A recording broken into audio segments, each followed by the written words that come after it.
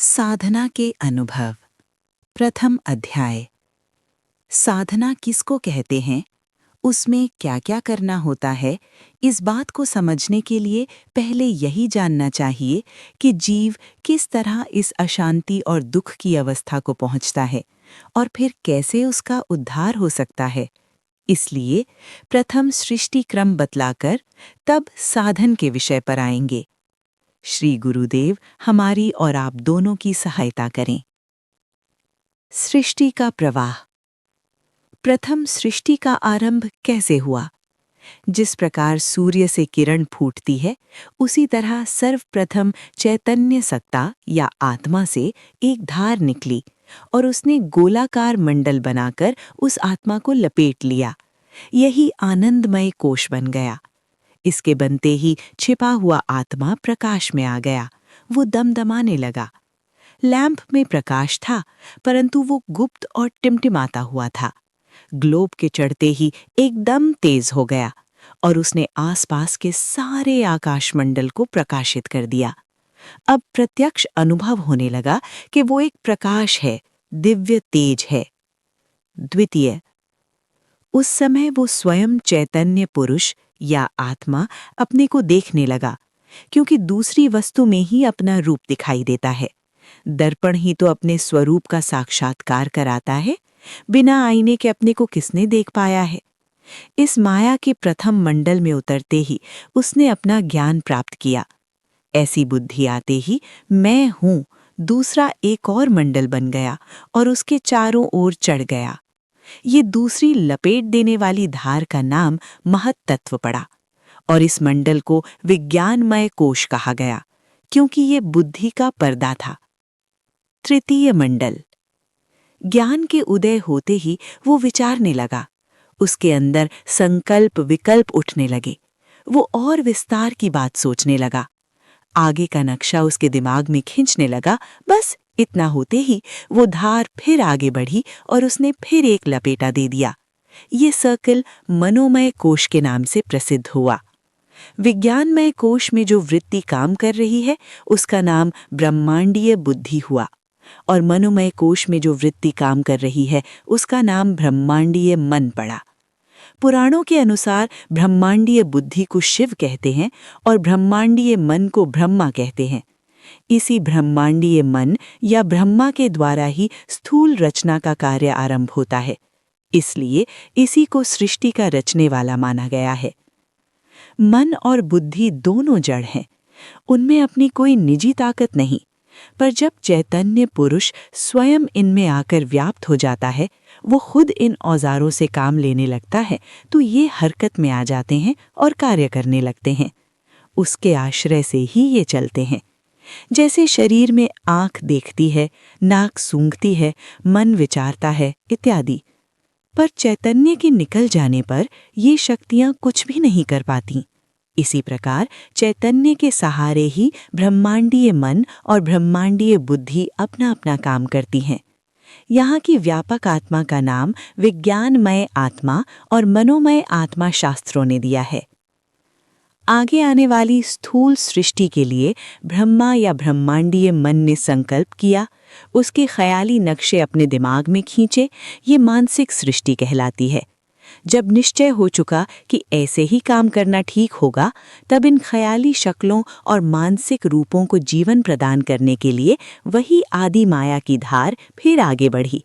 उसने जीवन तत्व अथवा प्राण तत्व अपने चारों ओर बखेर दिया और उसमें जिंदा करने के लिए इन सारी शक्लों को पटक दिया। इस तरह इस जीवन तत्व का भी धीरे धीरे एक मंडल बन गया। इसी को प्राणमय कोश कहते हैं। मनोमय कोश में बैठकर ब्रह्मा ने जो जो नक्शे खींचे थे, जो उसने मानसिक रूप बनाए थे, वो सब मनुष्य, पशु, पक्षी, देव, असुर आदि के ख्याली शरीर इस प्राण तत्व के अंदर तैरने लगे। इनमें कुछ स्थूलता आई। प्राण तत्व के मिल जाने पर इन पात्रों ने सूक्ष्म और स्थूल के बीच की शक्ल पकड़ ली। इन्हीं का नाम प्राणमय शरीर या ईथरियल बॉडी है। सूर्य की किरण जैसे पात्रों में घुसकर उन्हें प्रकाशित कर देती है, उसी तरह आदि सूर्य चैतन्य आत्मा की किरण का एक एक बिंदु इस शरीर में प्रविष्ट हुआ और इन्हें प्रकाशित कर दिया। वो उसके एक क्षुद्र अंश को लेके जीव रूप से प्रकट हो गए। जो जो शक्ति उस महान चैतन्य सागर में थी, उन सब में से एक एक भाग इन जीवों को मिला। बुद्धि, मन, स्वतंत्रता आदि सभी इसके हिस्से में आए, मगर छोटे रूप में। सूर्य की किरण सूर्य से जुदा नहीं होती। जो जो गुण सूर्य में है वो किरण में भी मिलते हैं, परंतु जब तक किरण अपने असली भंडार सूर्य से मिलके एक नहीं हो जाती, चिंगारी अपने भंडार अग्नि में समावेश नहीं कर जाती और जल की बूंद अपने आदि स्रोत सागर में नहीं पहुंच जाती, तब तक उसकी सामर्थ्य अल्प ही रहती है। जीव भी अपने भंडार से अलग हो गया, उसमें विशेष ज्ञान और विशेष सामर्थ्य नहीं रही, इसलिए दुखी हो गया और इस दुख को दूर करने को वो फिर आगे बढ़ा। बढ़ना चाहिए था उसे ऊपर की ओर, अपने पीछे की ओर, पर वो माया के धक्के से नीचे की ओर ही गिरा। इन प्राणियों को धकेलती हुई माया या प्रकृति की धार भी इनके संग उतरी और उसने झट ही एक धूली का कोट बना लिया और उसका मंडल प्राणमय कोश के चारों ओर फैला दिया। ये अन्नमय कोश कहलाया। इस प्रकार 5 मंडलों में एक ब्रह्मांड की रचना हुई। अन्नमय कोश में पृथ्वी तत्व, प्राणमय कोश में जल तत्व, मनोमय कोश में अग्नि तत्व, विज्ञानमय कोश में वायु तत्व और आनंदमय कोश में आकाश तत्व प्रधान रहता है। दूसरे और 4 तत्व गौण रहते हैं। ये सृष्टि का नियम है। अज्ञान का कारण और स्थूल देही। प्राणमय प्राणी अपनी सूक्ष्म देही लिए इस धूली कोटि में आ पड़े। धीरे धीरे उनके सूक्ष्म पात्रों पर पृथ्वी के कण जमने लगे और कुछ दिन में उसी आकार की मिट्टी की तह जम गई। यही स्थूल शरीर कहलाता है, जो बिल्कुल प्राण शरीर की सूरत का होता है। अभी तक वो हल्का था, अब मिट्टी के लिपटने से भारी हो गया। बाहर की चार दीवारी तक ही ये असर सीमित नहीं रहा, बल्कि उसने सारी आंतरिक शक्तियों, मन, बुद्धि, अहंकार और इंद्रियों को भी स्थूल बना डाला और ये सब मोटी और भद्दी बन गई। ऐसा उसने क्यों किया? लोग पूछने लगते हैं कि हमें दुख में फंसाने से माया को क्या लाभ हुआ? ये तो निर्दयता हुई। इसके कई उत्तर हो सकते हैं, परंतु संक्षेप में हम इस पर विचार करने लगे तो 2 बातें समझ में आती हैं। एक ये कि दुख और सुख, शांति और अशांति कोई अलग अलग वस्तु नहीं है। वास्तव में एक ही चीज की ये 2 शक्लें हैं। जहां 2 नहीं वहां एक कहां से आएगा? जहां रात नहीं वहां दिन किसको कहोगे? जहां कड़वा नहीं वहां मीठे की कद्र क्या होगी? जहां पुत्र नहीं वहां पिता का दर्जा कहां से पाओगे? जहां स्त्री नहीं वहां पति कैसे बनोगे? जहां शिष्य नहीं वहां गुरु कौन कहेगा? इत्यादि। कहने का तात्पर्य ये है कि संसार की उत्पत्ति और स्थिति इसी द्वंद्व से ही है। जिस समय ये हर्ष, शोक, सुख, दुख, राग, द्वेष, शांति, अशांति का द्वंद्व जाता रहेगा, उस समय ये जगत ही मिट जाएगा। सारा बखेड़ा ही खत्म हो जाएगा। जिस वस्तु को हम अपनी मूर्ता से सुख और दुख समझ बैठे हैं, उसकी वास्तविक सत्ता कुछ नहीं है। ये माँ जननी माँ का खेल है। वो अपनी संतान को खेल खिला रही है और खुश हो रही है। हमें देख देख कर हंस रही है। बच्चे आपस में लड़ते हैं, झगड़ते हैं, चिल्लाते हैं। माता पिता उसे देख देख कर प्रसन्न होते हैं, इसलिए कि वे जानते हैं कि असलियत उनके अंदर नहीं है, केवल बालकों का खेल है। दूसरी बात ये कही जा सकती है कि इस संघर्ष में ही जीवों की भलाई छुपी रहती है। इससे जीवन मिलता है, दृढ़ता आती है, लाभ और हानि की पहचानने वाली बुद्धि का विकास होता है, कर्तव्य समझ में आता है। जो बालक सुस्त बैठे रहते हैं, खेलते कूदते नहीं, आपस में मारपीट नहीं करते, उनके जिस्म, दिल और दिमाग तीनों जिंदगी भर कमजोर रहते हैं। जैसे बुद्धिमान माता पिता बच्चों का निठल्ला बैठना पसंद नहीं करते, उसी तरह हमारी स्नेहमयी माँ भी अपने पुत्रों को चुपचाप शांति से बैठे नहीं देखना चाहती। यही तो हमारे साथ उसका दुलार है, यही प्रेम है। निर्दयता नहीं है। हमारे हित के लिए ही उसने ये सारा प्रपंच रचा है। जीव को स्वतंत्रता मिली है, पुरुषार्थ दिया गया है, अच्छे और बुरे समझने की शक्ति को उसे अर्पण किया है। ऐसे ही अवसरों पर तो वे इन ताकतों का इस्तेमाल कर सकता है। इनसे परीक्षा भी होती है और उनमें तेजी भी आती है। नेपाल के ऊपर तिब्बत के हिमाच्छादित देशों में पहले ये प्रथा थी कि शिशु का जन्म होने के बाद फौरन उन्हें बर्फीले ठंडे जल के स्थानों में डाल देते थे और थोड़ी देर पीछे निकाल लेते थे। कई उनमें मर भी जाते थे, परंतु जो रह जाते थे वो इतने मजबूत बन जाते थे कि बुढ़ापे तक बर्फ की ठंडक का कोई असर उनके शरीर पर नहीं होता था। क्या इन पहाड़ी लोगों को अपनी संतान प्यारी नहीं थी? क्या वे निर्दयी थे? नहीं, इस संस्कार से उन्हें आइस प्रूफ बनाना था। और सुनो, यूरोप में स्विट्जरलैंड एक देश है। वहाँ के घड़ियों के बहुत से कारखाने हैं। वहाँ के कुछ मजदूर पेशा लोग अपने बच्चों को जन्म से ही अंधेरे मकानों में कैद कर देते हैं। सूरज, चांद, सितारे, लैंप और अग्नि यानी प्रकाश वाली कोई चीज उनके सम्मुख नहीं जाने पाती। 12 वर्ष तक ऐसे ही बंद मकानों में उनका जीवन बीतता है। इसका लाभ उनको ये मिलता है कि उनकी आंखों में इतनी ताकत आ जाती है कि घड़ियों के छोटे छोटे पुर्जे भी बिना खुर्दबीन के देख सकते हैं और बड़ी बड़ी तनख्वाहों पर उनको नौकरी मिलती है। इसे उनके प्रति माता पिता का हित कहोगे या निर्दयता? ऐसे ही उसे भी समझो, एकत्ववाद और त्रिपुटीवाद। धार्मिक क्षेत्रों में आजकल बहुत से बाद निकल पड़े हैं। एकत्ववाद या अद्वैतवाद, विशिष्टाद्वैतवाद, द्वैताद्वैतवाद, शुद्धाद्वैतवाद इत्यादि। इन सब में थोड़ा थोड़ा अंतर है। इनमें मुख्य 2 ही माने जाते हैं। एक कहता है जीव और ईश्वर एक ही हैं और जीव ईश्वर के अंश से बना है। दूसरा कहता है कि जीव भी ईश्वर की तरह अनादि है, वो ना कभी बनता है और ना बिगड़ता है, सदा अलग ही रहता है। ना वो ईश्वर का अंश है और ना उसका पुत्र है। प्रथम को एकत्ववाद और दूसरे को द्वैतवाद कहते हैं। इनके सिद्धांत बिल्कुल एक दूसरे से भिन्न हैं। ये सब थोथा झगड़ा है। अनुभव कुछ और ही बतलाता है। वो ये कहता है कि कुछ अंशों में दोनों ठीक हैं और कुछ अंशों में दोनों गलत हैं।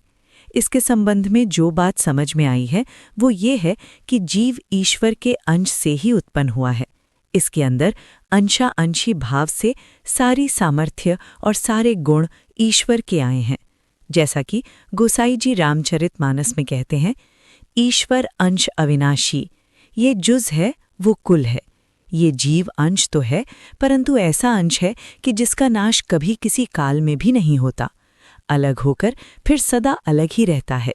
इसलिए ये कहा जा सकता है कि वो जुदा है भी और नहीं भी। यहाँ पर दोनों युक्तियाँ ठीक हो जाती हैं। तात्पर्य ये है कि ईश्वर से उत्पन्न होकर और जीव संज्ञा में आकर फिर कभी भी मोक्ष काल में भी पूर्ण रूप से उसमें नहीं मिलता। मोक्ष होते हुए भी इसकी एक सत्ता महाकारण रूप से रहती है। इसके लिए पिता और पुत्र के दृष्टांत पर एक नज़र डालिए। पुत्र पिता का ही अंश है। पिता अपने सारे सूक्ष्म अंशों को लेकर वीर्य की एक छोटी बूंद बनके अपनी पत्नी के गर्भ में प्रवेश करता है और पुत्र के रूप में एक अलग हस्ती बना के 9 मास बाद गर्भ से बाहर प्रकट होता है। ये अपने पिता ही का तो अंश था। उसकी सारी सामर्थ्य, सारी शक्तियां लेकर जन्मा था और अलग होने पर फिर किसी काल में भी वो पिता के शरीर में नहीं मिलेगा। उसका अस्तित्व अलग रहेगा। यही दशा जीव और ईश्वर की है। ईश्वर का अंश लेकर प्रकृति माता गर्भ धारण कर जीव के रूप में उसे जनती है। ये जीव फिर अपने पिता ईश्वर में किसी दशा में मिलके एक नहीं होता, कुछ न कुछ उसका अस्तित्व रहता ही है। त्रिपुटीवाद के कुछ लोग ऐसा प्रश्न कर बैठते हैं कि जब ईश्वर के अंश या टुकड़े हो गए तो फिर वो एक दिन सारा समाप्त हो जाएगा। ये अज्ञान या मूर्खता है। हम रोज देखते हैं कि एक मनुष्य 10 संतान उत्पन्न करके भी वैसा ही बना है। उसने 10 प्राणियों को अपना अंश बांटा, परंतु उसमें से कुछ भी कम ना हुआ। तो फिर ईश्वर सर्वशक्तिमान में कैसे कम होगा? जो बात स्थूल में हो रही है वही तो सूक्ष्म जगत में भी है। सूक्ष्म का हाल जानने के लिए स्थूल को देखना होता है और इसी में सारे तत्वों का, सारे लोकों का, संपूर्ण ब्रह्मांड का, देवी देवताओं का और परमात्मा का ज्ञान होता है। कहीं दूसरी जगह भटकने की आवश्यकता नहीं होती। भ्रम कैसे हुआ? जीव का सदा एक ही ध्येय रहता है, सुख या शांति प्राप्त करना। वो हमेशा सुख या चैन के लिए लालायित रहता है। प्रत्येक वस्तु में वो आनंद टकोला करता है। उसके सारे प्रयत्न इसी सुख के लिए होते हैं। वो जीवन पर्यंत जहाँ तक उसकी समझ पहुँचती है सुख की सामग्री बटोरा करता है, धन जोड़ता है, विवाह करता है, संतान पैदा करता है, मकान बनवाता है। सवारी, शिकारी, नौकर चाकर इत्यादि ये सब अपने आराम के लिए ही करता है। जीवन समाप्त हो जाते हैं, पर ये वासना उसकी कम नहीं होती। ज्यों-ज्यों सुख की झलक इन आसार वस्तुओं में नजर पड़ती है, त्यों-त्यों उसकी विषय वासना और बढ़ती जाती है। गर्त में लिपटी हुई बुद्धि को, धूल धूसरित हुई आंखों को ये सूझता नहीं कि जिस चीज की हमको तलाश है वो इनमें नहीं है, वो किसी दूसरे ही ठिकाने है। पर ऐसे अंधे पथिक की तरह, जिसे न रास्ता दिखाई देता हो न दिशा का ज्ञान हो, चला ही जाता है। ये अन्नमय कोश के प्राणियों की दशा है। अज्ञान और मूढ़ता के वशीभूत हुए वो आनंद ऐसी वस्तुओं में ढूंढ रहे हैं जहां वो हैं ही नहीं। आशा लगाकर जिस डाली को पकड़ते हैं वही टूट के गिर पड़ती है। बुलबुल बनके जिस फूल की ओर दौड़ते हैं वही देखते देखते कुम्हला जाता है। मधुकर बनके जिस कली का रस लेने जाते हैं वही कली उन्हें कैद कर लेती है। इस प्रकार सुख की लालसा में दुख पर दुख झेलते हैं और परेशान होते हैं। क्षणिक सुख की झलक कभी कभी मिल भी जाती है, पर बिजली के कौंधे की तरह, पर वो स्थायी नहीं होती। फिर दुख के सागर में गोते लगाते हैं। इस दशा में पड़ा हुआ अन्नमय कोश का जीव अशांति और परेशानियों के बादलों में घिरा हुआ भटकता फिरता है। कभी ठोकर लगती है, कभी मुंह के बल गिरते हैं, कभी कांटों में उलझते हैं, कभी जल में डुबकी लगाते हैं, पर चेत नहीं होता। असली ध्येय की ओर उनका मुख नहीं होता। यही भ्रम है, यही जीव का वहम है, जो अन्नमय कोश के प्रभाव से, अंतःकरण के मलिन और विकारी हो जाने से उत्पन्न होता है। मूर्ख जीव स्त्री से लिपटता है, उसमें आनंद टटोलता है, पुत्र को कलेजे से लगा प्रसन्न होना चाहता है। भला इन हाड़ मांस के पुतलों में वो वस्तु कहाँ भी जो उसे मिलती। कभी धन और वैभव में उसे ढूंढने लगता है, पर वहां भी उसके पते नहीं मिलते। अंत में चारों ओर से निराश होकर बैठना पड़ता है। उस समय उसकी दशा एक ऐसे पपीहे की भांति हो जाती है जो सूखे बादलों से स्वाति की बूंद मांग रहा हो और उन्हीं की ओर टकटकी लगाए देख रहा हो।